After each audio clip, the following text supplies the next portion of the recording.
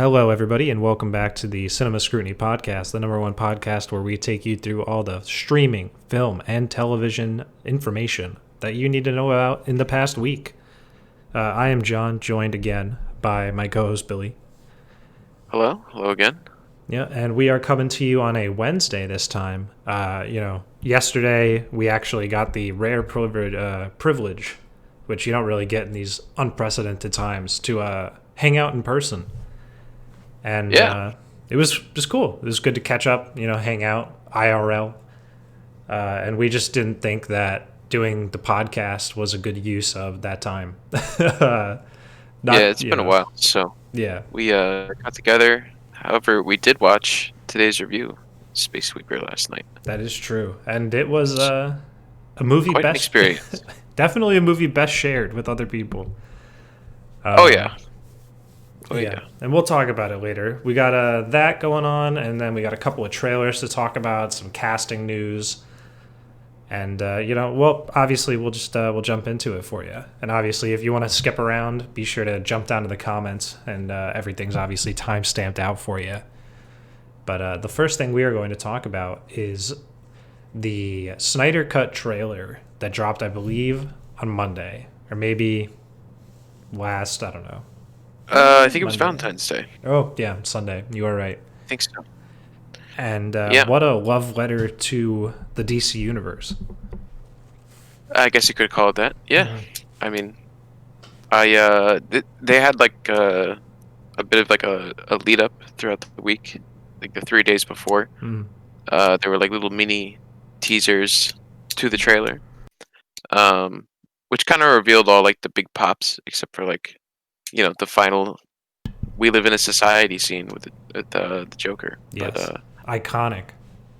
it's infamous, I might call it. Mm. But I don't know. It was cool to see. I felt like a lot of it was pretty familiar. Um, my favorite shot was the whole dark side reveal with his like minions behind him and stuff. Yeah, I thought no, I I thought agree. he looked great. Yeah, he's like in a church to himself. I don't know. I feel Yeah, like this trailer to me almost redefined the movie. Like it felt so much different compared to the original kind of like edit and feel of the theatrical cut of the movie. yeah, And like this just feels much more sinister in like every way. yeah. It's definitely capturing a different tone. I mean, the entire film is 100% colored differently. Mm. Of course, I don't think I've seen Superman without the black suit now for any of the promo for this Yeah. movie. Um, which goes to show they probably changed it in post last time, which wouldn't surprise me. But um, I don't know. It looks really good. There's a lot, like all the new shots that we've seen. I like really it gets me excited. Like they all look, like you said, either sinister or epic, you might say. Mm. Um, I think it's on a good path, and the hype train is definitely building in a positive direction, I would say. Oh, absolutely full steam ahead. Especially like, I mean, the fact that Snyder put in the "We Live in a Society" line and got Jared Leto to say it seriously is hilarious and like amazing for the fans, and I think it just builds even more hype. And also, last week you knew where the Joker was going to show up in the film, but now we have like this official confirmation that he kind of shows up in the dark side post-apocalyptic future scenes. Yeah. And what an awesome spot to do it. Like what an interesting spot to put the Joker, where he's teamed up with Batman in like this post-apocalyptic future to fight the aliens. Right. It's like Batman has to get together his own little team here Yeah. to like wrangle some shit together. Yeah, it reminds me a lot of Injustice. Yeah, it does have a big Injustice vibe, but I feel like people said that back in 2017 when this came out. Mhm. People were talking about, or maybe it was when Batman vs Superman came out. Um, Look, regardless, like this nightmare sequence, this future sequence, Yeah. people have been saying it's a big Injustice vibe, I guess, that got going on, but it is, and I like it. I mean, it's good that Snyder wants to capitalize on that kind of thing because it's definitely the whole Injustice story and like game series is like super popular. Oh, they're so good. Honestly, some of Yeah. the best DC storytelling, in my personal opinion. Like, it's crazy that it comes out of a video game first. Yeah. And obviously, for those of you who played it, like, it's not super one to one, but like, it's just I just don't even want to spoil Injustice, I guess. Like, Yeah. it's It's got really the just vibe. like an Elseworld kind of story on like Yeah. a different direction. But Very cool to see Batman and Joker teaming up. Like, that's just a great take if you're gonna put them in the movie. definitely, this is also the first time they've interacted on screen together since Dark Knight, Yeah, yeah, I agree. Heath Ledger. So it very interesting to see that kind of uh, new take. Like Yeah. you said. I wonder if it's going to be because like Jared Leto obviously came in to do these like reshoots or normal, you know what I mean? Like these are like new scenes. Yeah. I wonder if they actually got Ben Affleck to come back and do the scenes with him, or if it's just like kind of like you see in the trailer where it's like cutting back and forth between them to give the illusion of them talking, Sure. but it's like the Joker more so. You know what I mean? Like it's more like a trick of the editing, and like Joker's kind of just Yeah. there. Because I would love to see them like interact. You know what I mean? Sure. Like a I nice think like physical scene. I think we'll definitely know once the entire movie's out. I think if this post-apocalyptic thing ends up turning into some kind of like fight scene, I guess, where like Batman's like I guess you could say like ragtag group of insurgents like gets together and has like a fight scene or something, Yeah. then we'll know. I wouldn't be surprised if this was all shot like years ago when Snyder did it, but Mm. it would just be interesting that like it never came out or no one ever like leaked anything or anything like that, because I don't remember anyone saying that like Jared Leto was in it back in the day. Yeah, I agree. But I don't know. I'm excited either way. I think it's going to be really fun. Yeah, I agree. It's just about it's a month away, March 18th. Yep. It's I believe the same. I think that's the same day that Falcon and Winter Soldier starts. Oh boy, So the rivalry continues. yeah, so we'll see something happen there. But in the meantime, we got some other news that we can move on to and talk about. Yeah. The next one is some casting news. Back to the Dungeons and Dragons film. I feel like we comment about like the same group of films that's ramping up. They got Rege-Jean Page. I'm trying to be like super French, but it's not that French.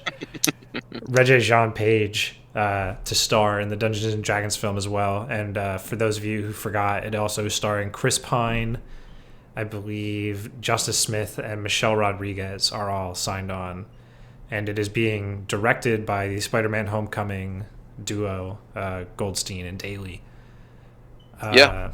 So Page, for those of you who don't know or like haven't really seen him, he was one of the main characters. He was like the lead male role in Bridgerton, which was Netflix's big, like, I don't even know what you would call it, like sexual drama. It's like a Victorian drama type of thing. Yeah. It's actually like a very weird coincidence that this news came out this week. I in my travels this past week, I ended up watching the pilot of Bridgerton. Oh, how'd you like it? It was cool. I really liked the production design and all like the costumes and everything were really cool. Obviously he's like the lead or whatever. But I didn't see anything like crazy, like acting wise, like standout moments or anything, I guess, from him. Yeah, nothing really happens in the first episode with him too much. Yeah, I can't remember if I watched the second one too, but Yeah. it was cool. I really didn't know. Like I had heard about the show, but I didn't know it had such a huge following until I was reading into this story, how like it has like 82 million views in the first month or something like that. Yeah, it broke tons and tons of records for Netflix's like new watched series type of thing. They already confirmed a sequel or like a second season. Yeah, and there's a book series behind it. Yeah, sure. And also just in general, like people loved Bridgerton so much that they're petitioning for this guy to be the next James Bond. Like they Yep. think that he's the potential next big thing. I could see it. I mean, again, like I didn't see any crazy acting from him, but I Yeah. mean, I mean, the thing with James Bond is that they like to cover, or like they usually like to pick kind of like a lesser known actor, yeah, so they can like mold him into James Bond rather than like James Bond becoming whatever he kind of is, like the actor is, if that makes sense. sure, yeah, Um, and this is the kind of underground thing we need. Like whenever we talk about it on the show, there's always like a lot of big names flying around, and I think this right. is one of the lower, like the smaller like a good actor that could step into the role and do it.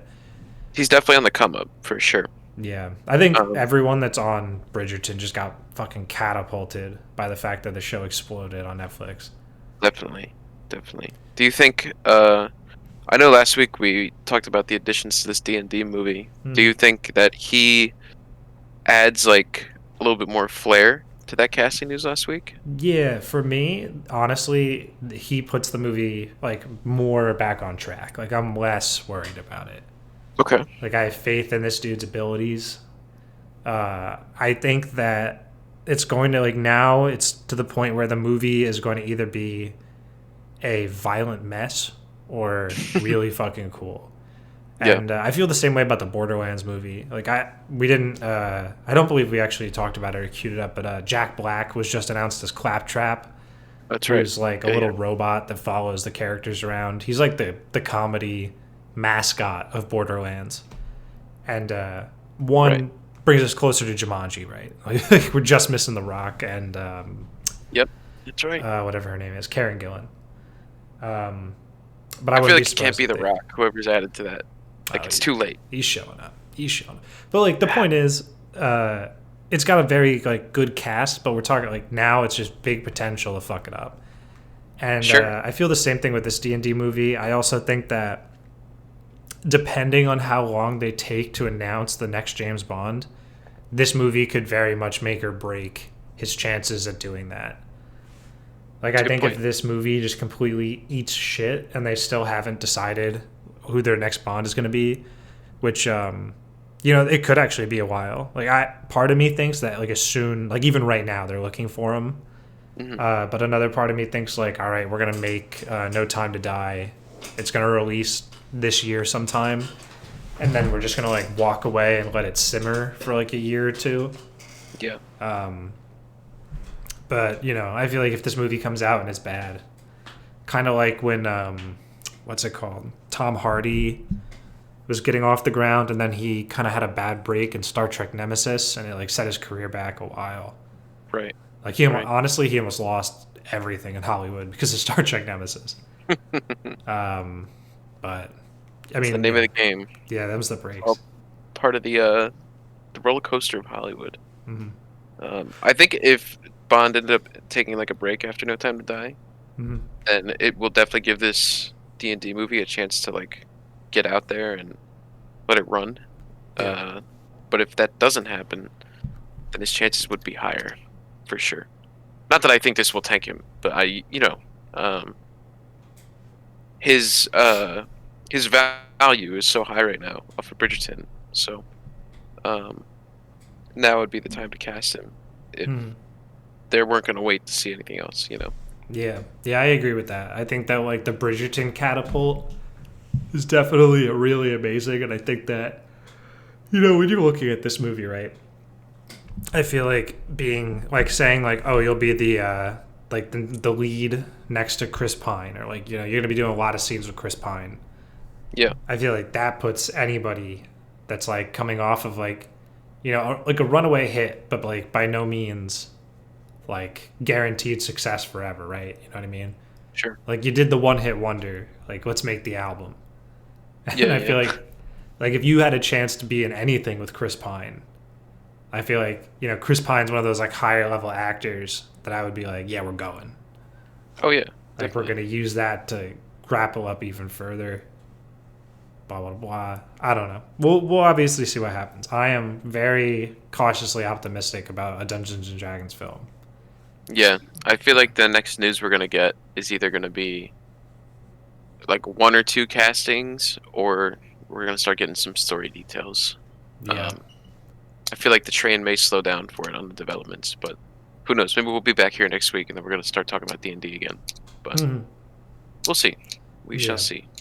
All right. Well, while we move around and wait for that to kind of figure it out, we do have some other long-running movie production news, and that is Rian Johnson sat down with Soraya Wilson, who is a writer for the New York or not the New York Times, Jesus, USA Today, and she had spoken to him for, honestly, I can't even remember what like the interview was actually for, because I don't think he's working on anything like currently.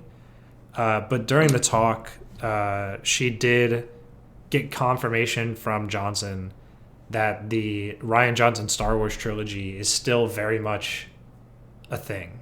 It still very much exists.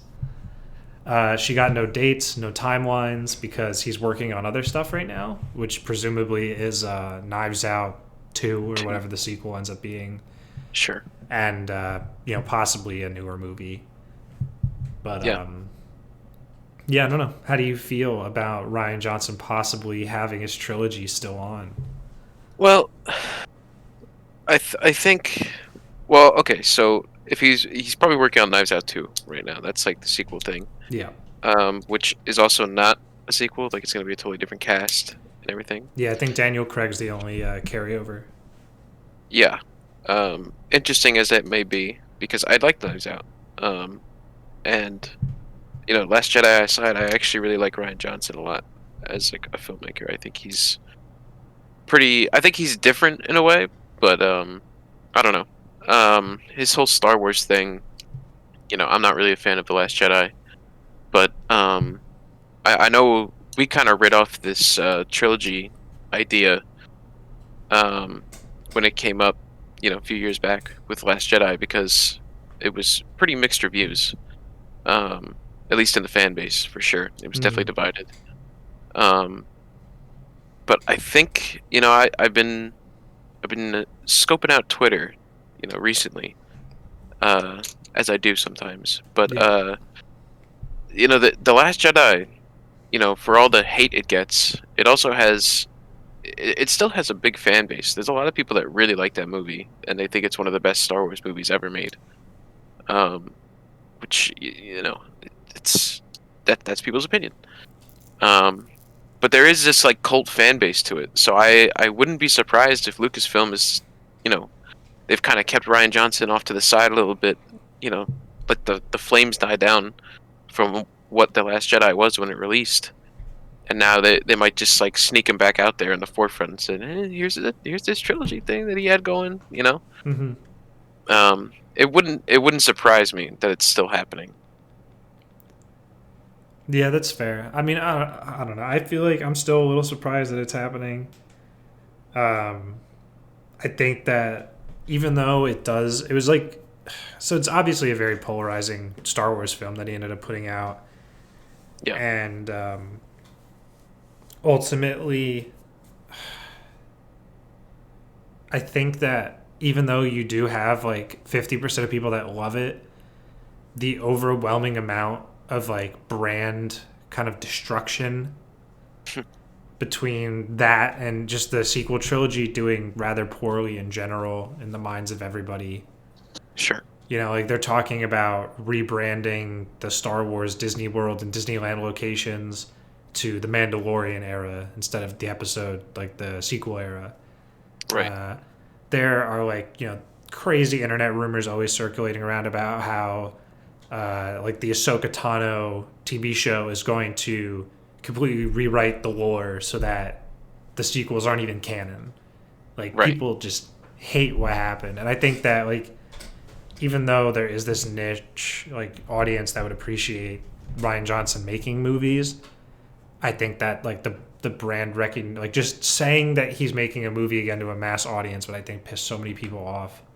Yeah. That it's like you could literally get anybody, you know what I mean? Yeah. Like Taika Waititi or something like that, which obviously he is. But like People, he's no one, involved. yeah, like no one's feeling controversial about that. Like Patty Jenkins, like no one's feeling weird about that movie.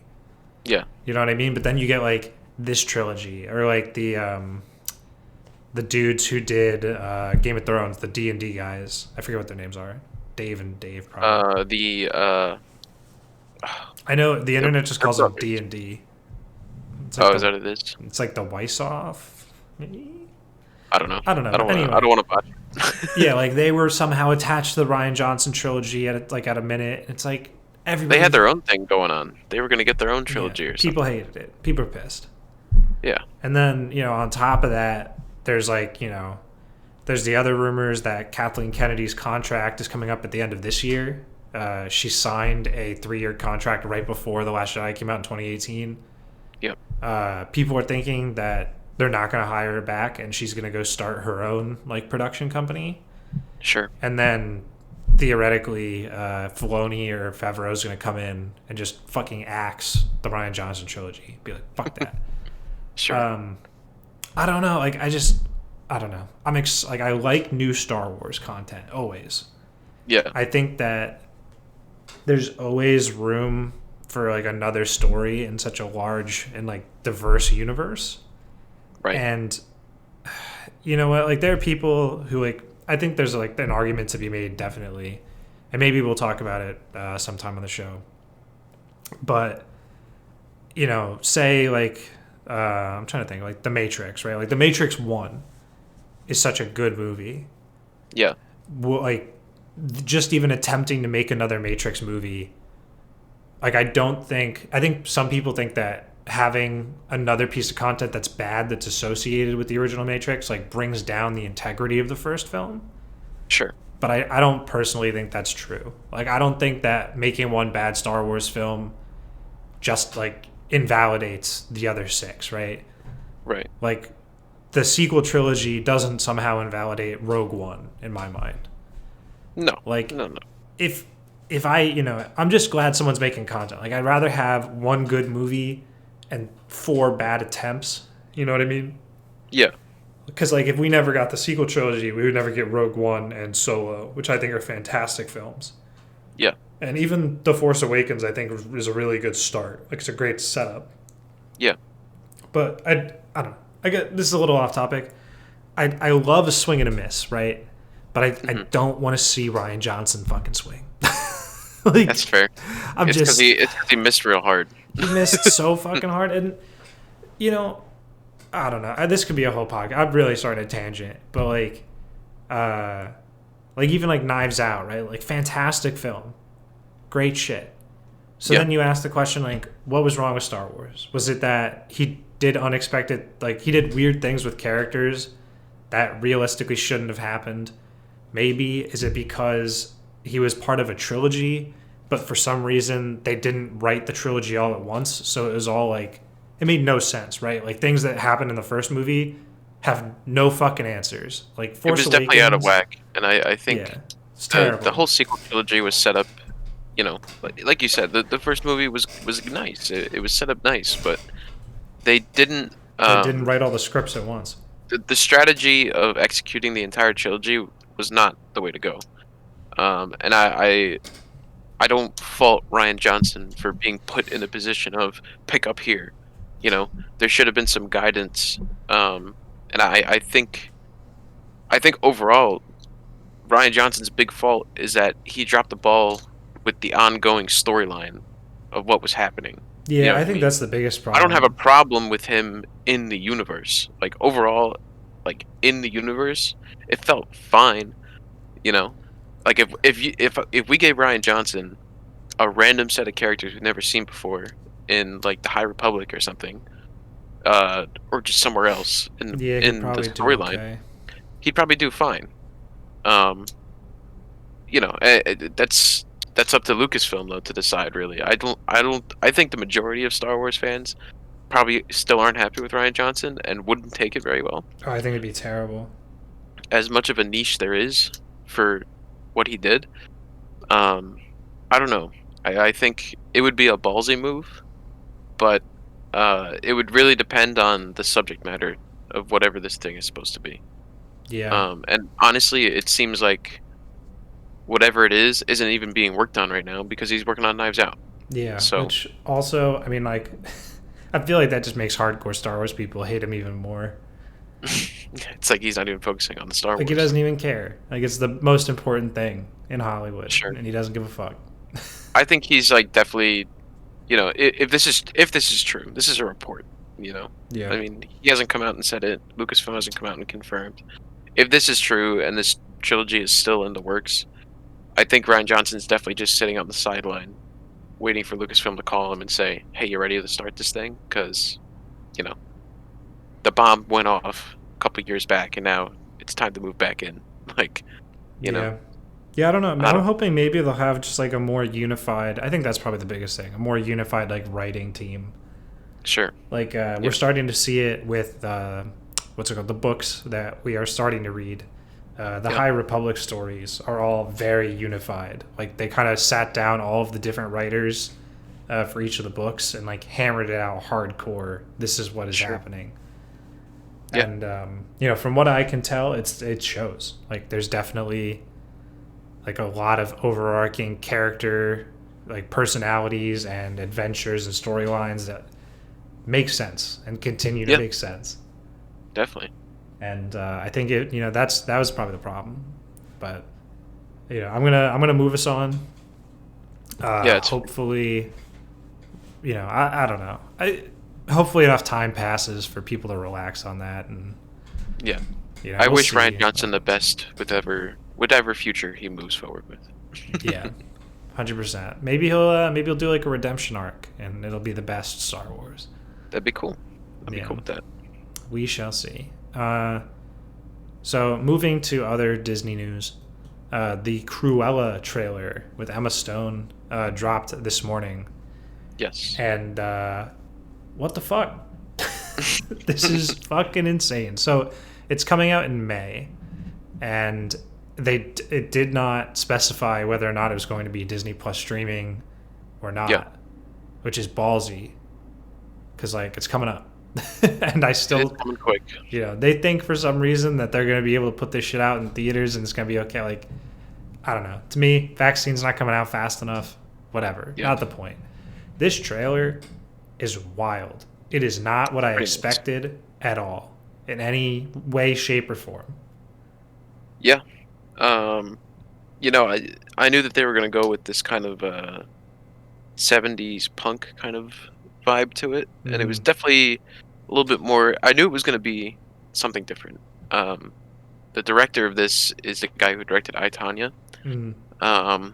So I kind of knew there was gonna be a little bit of a different kind of, I don't want to say indie vibe, but A little bit of Oscar spice, perhaps. a little bit more like film house kind of vibe is what I expected. Yeah. And I think that came through with this trailer.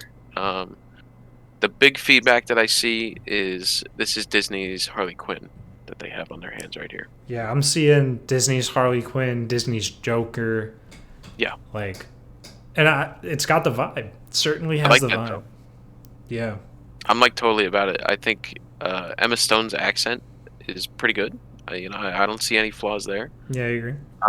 I've liked her look the entire time. When they first released the promo images, I was like, I'm sold. Like I'm ready to go on whatever this is gonna be because it's different.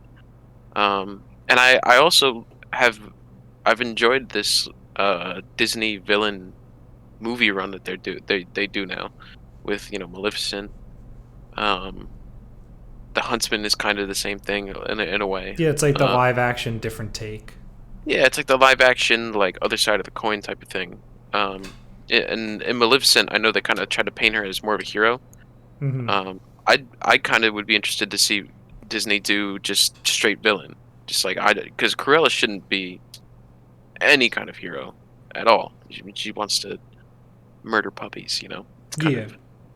of sick, but I don't know. Like this is definitely different. This is like I watched the trailer and I was like, this is a Disney movie. Like this is not a Disney movie I've ever seen before. Hmm. So I was interested in that aspect. Yeah, I agree. I feel like it's oddly subverting the expectations as to where like I feel like it almost has I recently just watched Saving Mr. Banks again. Yeah. And like that's a Disney film, right? But it's also very much like an adult marketed. Like I don't want to say adult market because it's like I think it's fucking. Oh my god, I haven't been to a movie theater in forever. A PG, Jesus, I'm like E for everyone. Having a fucking stroke over here. But like Saving Mr. Banks was like super PG. Yeah. Like it's a adult story, like a more mature story, but it's like anybody could watch it. Yeah. But it wasn't aimed at kids really.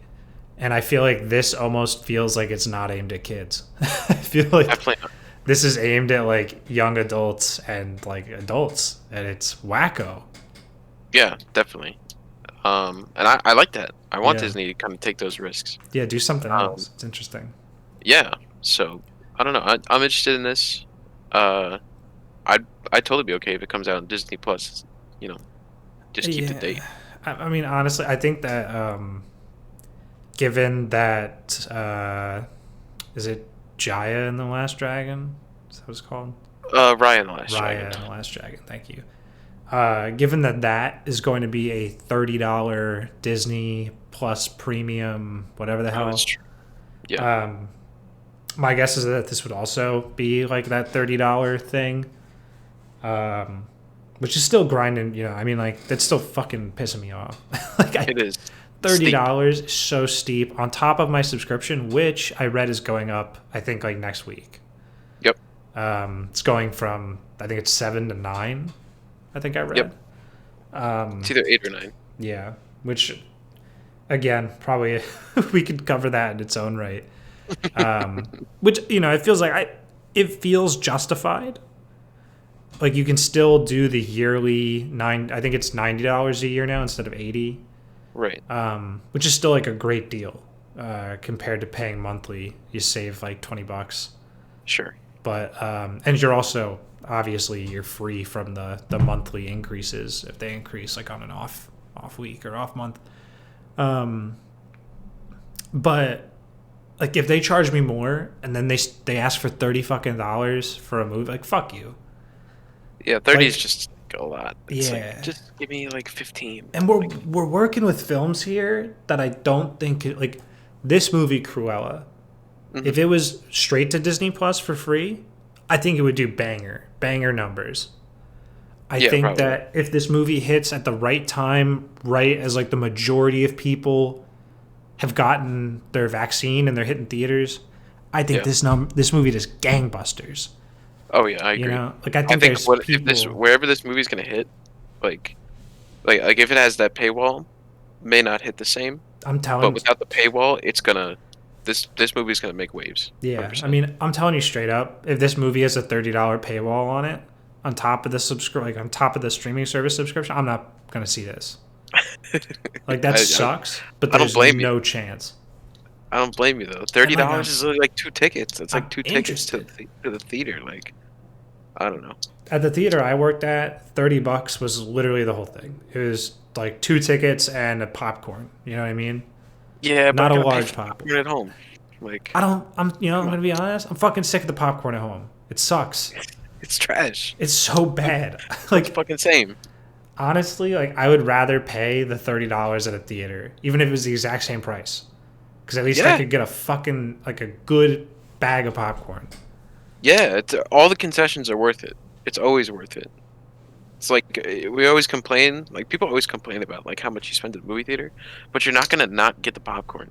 You're not gonna not get your drink. Like shut up, get your ass in the seat, and fucking vibe out. Yeah, like I don't know. I agree. Yeah. I part of me just like, I don't want to move the date because I just want to see the movie. But like, I agree. I don't want the.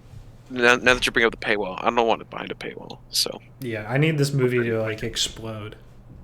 Yeah, I think it will. This definitely like, based off of the cult fan base that Harley Quinn has, this is 100% like you're hitting the same market. Yeah, and Emma Stone's brilliant actress. She's great, and she's looking good here. She looks really fantastic here. So yeah, I agree. Something different for her, which is exciting. All right. Well, that is coming sooner than later. But next, segueing to something that's coming later than sooner, because that makes sense and that's easy to segue. Phoebe Waller-Bridge and Donald Glover are doing a reboot of Mr. and Mrs. Smith as a TV show at Amazon. Yes. So, for those of you who don't know, Mr. and Mrs. Smith is a 2005 action thriller starring Brad Pitt and Angelina Jolie. And it's a borderline action movie classic. Yeah. I think it hits that fringe, but that would be up for debate. Yeah. So anyway, Phoebe Waller-Bridge and Donald Glover are going to star as Mr. and Mrs. Smith in the Amazon series. And I assume, even though they're starring, I assume they probably have a very heavy hand in the writing. I believe they're both executive producers on the show. That also makes sense. I don't know how much they'll be involved in writing, but they're definitely producing. Yeah, I just know they're big writing peoples. Oh, definitely. Obviously Donald Glover did Atlanta, and Phoebe Waller-Bridge wrote Fleabag, and she's also working currently, or I guess she did work on No Time to Die. Yep, she has a bunch of other writing credits too. Yeah. So they're both they're a jack of all trades, both of them. And this is not their first time together. They did, well, sort of. I mean, they did Solo together. Yeah. Or Donald Glover was Lando Calrissian.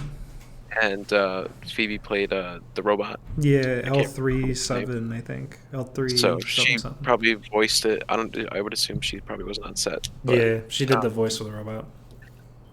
I don't know. This is gonna be cool.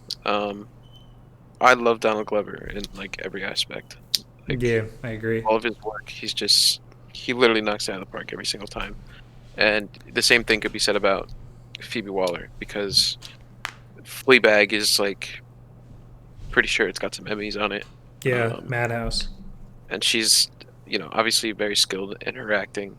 And I feel like we don't really get action roles out of Donald Glover that much, or Phoebe Waller-Bridge. We get a lot of roles from Donald Glover that would seem like action roles, but then they're not. They don't really turn into it, yeah. Solo was not super action heavy, even though obviously there were some action sequences. Or when he played the Prowler. There was nothing there for that. Yeah, in Spider-Man, literally chillest motherfucker on the planet in that movie. Yeah. I don't know. I think I would like to see this take a direction of similar to the Jack Ryan series that they have at Amazon. Mm-hmm. If they went super hardcore assassin mode with it, modern assassin. Because in 2005 it was a little bit cheesy, early 2000s type of assassin. Yeah. A modern take on this could be really, really cool. I mean, they're rival assassins, right? But they're also married. Is that the thing? They're married, and I think that they don't. Spies. Yeah, it's but I don't think that they know that they're spies. They both lie to each other, and then they find out that they have to kill each other, and nice. That's the thing. But the movie's sick. It's really good. I think the one thing about this that keeps it in complete confidence for me is what you were talking about earlier, just bringing up Jack Ryan or just anything at Amazon. I mean, we said it when the Lord of the Rings show came up, but these motherfuckers don't miss. Yeah, it's hard. It's hard for them. There's not really a ton of content at Amazon, right? When you think of Amazon Prime, you really don't think wow, there's a fuck ton of content. Yeah, mostly very much swept under the rug. Yeah, I think because most of the time you think because everything is listed on Amazon Prime, right? But then you click on it and it's oh, it's actually the rental. It's not the free with Prime shit. Yeah, but every Prime original is kind of a fucking banger. Yeah, they're all kind of. It's true. It's really true. Donald Glover did Guava Island with them. That was a fucking banger. And obviously Fleabag, Emmy Award winning. Yep. And, we got Mrs. Maisel. The Expanse is over there now. Jack Ryan was really good. Boys. It's just... The Boys. Oh, my God. The Boys. It's all there. They got it all. Ugh. And not to mention what they got coming in the pipeline. They're set up. And, people got to start putting some respect on their name. Yeah, what the fuck? Honestly, and I actually like it does feel like a fucking conspiracy, and I'm gonna say it. Like the Amazon Prime UI is fucking terrible. Yeah, Like, I kind of it's agree. atrocious. It's hard to navigate. It really doesn't make that much sense. It's even hard to get to it.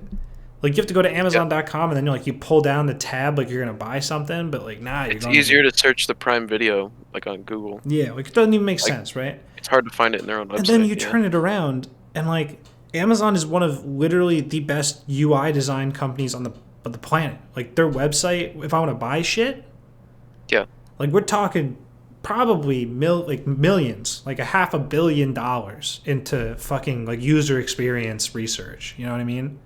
Yep. So why the fuck does their movie service have such shitty UI? Like it's got to be on purpose. Like, I don't know why. I feel like it's a lack of they're putting more effort into like the productions of the shows and shit. Like the Amazon Studios has more like effort put into it, and then rather than like, because they got so much other shit going on, It's like, it's I don't know. And to be fair, like it's definitely due for an upgrade though. Yeah, I agree. Like their gaming It should honestly also be really separate. sucks. Like it shouldn't even be on the Amazon website. No, yeah, they should really rebrand it, kind of like how Twitch is like a standalone but owned by Amazon. Right. Even though they bought into that, right? Like they bought Twitch and then they just kept it the way it was. I agree. They should probably just turn, because like it's Prime Video, which is like Prime's already its own thing. It's like I agree. That's probably the best idea. Make it like a standalone thing by Amazon. Right. Exactly. Yeah, you smart, Bill. You smart. I try. I do my best. All right. It's all about the brainstorming over here. Yeah. All right. So anyway, back to Mr. and Mrs. Smith. Even though Lando and L3 don't even I doubt they were performing in the same room. Like I agree, Phoebe probably did a voiceover. Right. They have great chemistry in that movie. They do, surprisingly. And I'm actually excited to see that chemistry move into the TV show. Have you seen the original movie, Mr. and Mrs. Smith? I have not. Yeah, get ready for some heavily sexually charged, aggressive energy. Because that's what it was like in the, I mean, if we're movie. being real, the same with that's how it was in Solo. He was trying to fuck that robot. Yeah, kinda. Yeah. I mean, if you think about it, not that I think about it, I haven't seen Solo in a minute. Well, because he would just say random things, and then she would heavily imply that he wants to be in a relationship, and she's just trying to have casual robot sex. Yeah, I was like, that's funny. Yeah, very very odd dynamic in that one. Yeah, I mean they're the odd couple. I kind of erased the robot in Solo from my memory of the movie, because I was like, this thing is too fucking much. Reminds me of the robot from Space Sweepers, which we're going to talk about soon. But yeah, it's actually the next thing coming up, which I think is probably a good transition. Unless you have something else to say here. No, I mean I'm excited for this. It should be cool. Yeah, we're gonna see it in 2022. So that's soon. That's actually pretty quick. Yeah, I agree. It's a pretty fast turnaround from announcement. Nice. But so that wraps it up for the news for this week. If there was something that you wanted us to cover but we didn't get to, just leave it in the comments. We'll get to it next week, or just send us an email at cinemascrutinypodcast@gmail.com. Emails in the description. So anyway, let's move to our topic of the week, our movie review, which was Netflix's Space Sweepers, a Korean film about junkers, space junkers, in a post-apocalyptic WALL-E style Earth, I guess. I don't. It's like Elysium meets WALL-E meets Blade Runner. Blade Runner. Yeah, I almost just had an aneurysm. I was looking up the movie on Google just to confirm that it is a Korean film. Mm-hmm. And I saw the budget, and it says 24 billion, but that's in Korean. So it's actually $21.2 million. That's the U.S. budget. Gotcha. Which is kind of impressive for what the movie looks like. Yeah, I mean, I think that's what caught us in the first place. Like, if anyone else has Netflix, they were kind of pushing this on a lot of people, Yeah, or a lot of people like us, I guess. Um, nerds. yeah, but like the production quality is surprisingly high for not only a Netflix film, which I think that a lot of these streaming service films have they can struggle sometimes with like sci-fi, like a lot of sci-fi, Sure. but also just like a non like Hollywood film. I Mhm. feel like when you leave Hollywood, it's very hard to find like these big kind of like large scale CGI extensive productions. Right. But they've really been expanding in the last, like 20 years, like obviously 21st century. Like China is also putting out like these crazy, like high budget CGI films. Like there's another film that I've recommended a couple times, and we almost watched it last night, called Double World, which Mhm. is like a kung fu action film, which I believe was also made in China, or maybe it might actually even be in Korea. I will look it up. But like a crazy CGI coming out of a non Hollywood based whatever. It's just Yeah, blowing my mind. definitely. I mean, like, just watching this thing, I was saying the whole time, I was like, the special effects are surprisingly real solid for this. Like, because obviously, like, the movie's set mainly in space, Mm. um, so it's super reliant on all those effects. But for the budget that it has, I was like, wow, this is pretty good. Like, not bad at all. Mm. Yeah. Um, Side I note: think. Double World is a Chinese film. It Oh, is there you go. a movie version of a MMORPG of the same name. Really, Yeah. I haven't heard of it.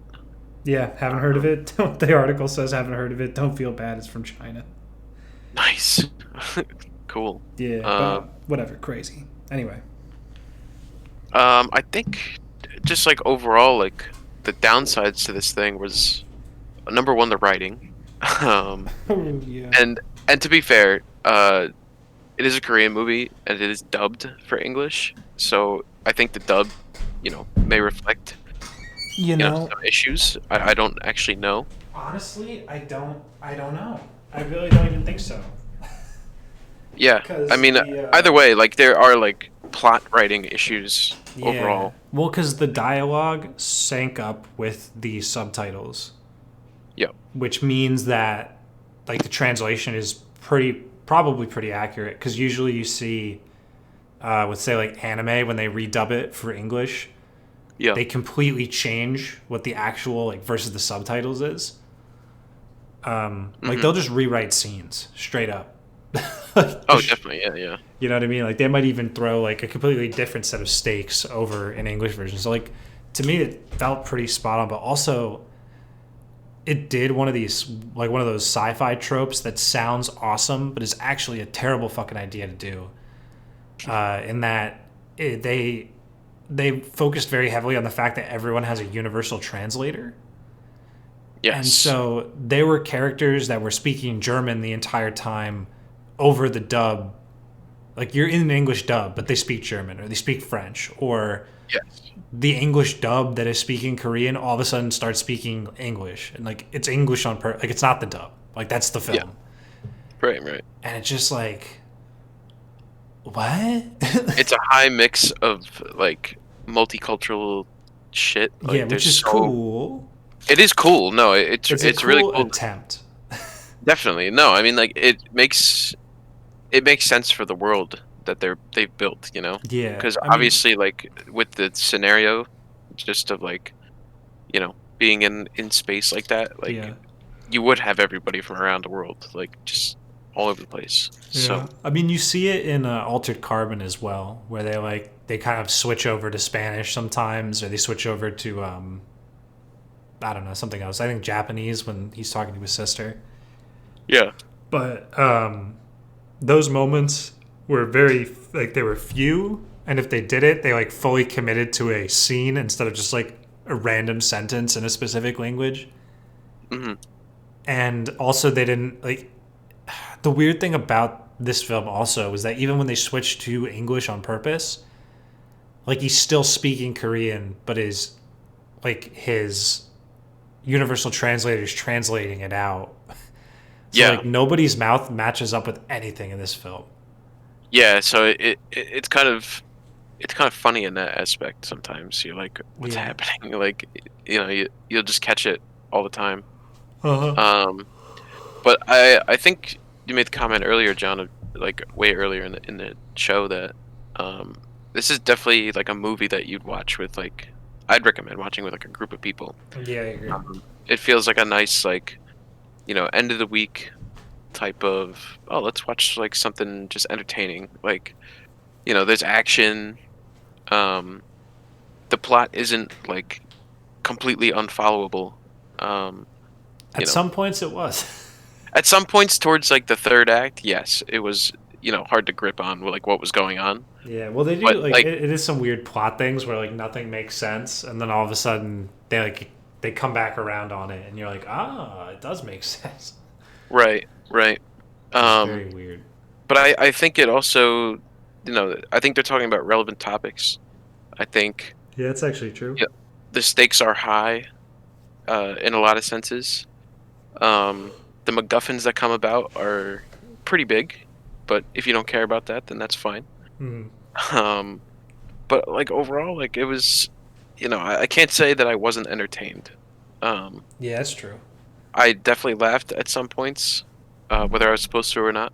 Um, and other times, there were a lot of times when they were trying to throw a funny joke out there, and it was like not hitting at all. Absolutely Like, not. completely just thrown at the wall. And it was like, no, like just don't. Yeah, like that was terrible. Absolutely terrible. Yeah. So, I mean, I Um, don't know. yeah, it's. I don't know if I'd even necessarily recommend watching it. Like I said, like Uh, it's not something that like if you're like an avid film watcher and you just want to like catch something random on Netflix, like I would definitely like something with your friends, just like yeah. for fun. I mean, it Like, definitely asks some cool questions. Like, I think it's talking about the future of society and the future of space junk, which is like a very real issue, yeah, and how people deal with that and how people deal with depleting resources on Earth, and it hits the Elysium thing where like the rich live in the sky and the poor people live on the ground, and yeah, it even starts with like the Blade Runner text on the screen type deal. yeah, Uh, yeah, I don't know. Like it tries a lot of things, and it hits sometimes. Like sometimes it really lands it. Like the robot character in this movie is honestly funny and like does some really cool shit. Um, but yeah, I don't know. Overall, it's pretty rough. it's yeah. I mean, like I wouldn't call this like a good movie. Like it's Yeah, definitely like a 4 or like something like that. yeah, I Maybe don't a know. five. I Five was on a good day. thinking, yeah, I was thinking it was gonna be, or hoping it was gonna be one of those movies that's like not good, but it is really fun to watch, and like I personally love it and find it really interesting. Yeah, Like, for instance, The Last Witch Hunter or Speed Racer yeah, or like Sorcerer's Apprentice is also kind of like it's got like a fun adventure vibe to it, even though it doesn't necessarily hit its mark. But it's sure. still like a fun film, or like Double World or like Kung Fu Hustle. Yeah. I mean, I could just name movies for days. Yeah, like they're Um, fun visuals and like you can watch them for like pure entertainment. yeah, like it's not like a powerful piece, but it's very fun, and like it does interesting things, right? Like Space Sweepers, if you're like looking to run like like a sci-fi tabletop game for your friends, or like you're looking for some maybe like some interesting like sci-fi cyberpunk concepts for your own work, it's like there's something here for you. Like there's some good ideas in here, 100%. Oh yeah, yeah, I totally agree. Like there's some great ideas. It just doesn't like fully hit the mark. Yeah, Um, but yeah, I don't know. Like I agree. I think we didn't have a bad time watching it, but it certainly wasn't a it felt a great little time. long. I feel like it could have dropped like 30 minutes off of it, That's and true. like you couldn't have noticed. I mean, cut in the right spots, of course, but Yeah. overall it was fun. Um, It could be something nice to watch with your friends on like a Netflix party or something like that. Yeah, that's true. Um, but yeah, that pretty much wraps up my thoughts on it. Yeah, I think it does for me as well. I think that speaking of Netflix party, though, maybe I will try to Netflix party Double World again just to get more people into that because I actually do think that was good. Sure. And it's in the similar vein of like CGI heavy East Asia film. Right. Right. So we'll see. But I agree that pretty much wraps it up for the Cinema Scrutiny podcast. If you enjoyed the show, be sure to like, favorite, subscribe. Next week, we are going to be handling a topic which I do not have the full text in front of me because I accidentally closed it out early. Billy, will you tell us and the audience what it is? Yes. Next week we're gonna talk about we're not gonna do a review next week. But we're gonna talk about the concept of reboots. In Hollywood. Of course, we just had the Mr. and Mrs. Smith topic earlier. It's a bit of a reboot, but it's in a different format. The main question is, are reboots worth it? If you have such a property that's so big and you want to start it over, is it worth doing it and risking the brand or not? So we'll get more in depth with it next week, but I think it should be fun to you know deep dive into remaking things. Yeah, I absolutely agree. I think honestly, a lot of the stuff we talked about today had a lot of reboot potential and or was directly about rebooting something. Sure. Yeah. Between James Bond, Cruella, you could consider a reboot if you wanted to. Yeah. It's all around. Sure. Yeah. So anyway, we'll talk about that next week in all its forms. Like I said, again, like, favorite, subscribe, turn on that bell notification thingy. Be sure to share it with your friends. Honestly, that's the best way that we can grow is that organic, word of mouth marketing. And, we appreciate your time for sticking around this long. And we will see you guys next week with a new podcast episode. So have a good week, guys. Yep. See you next week.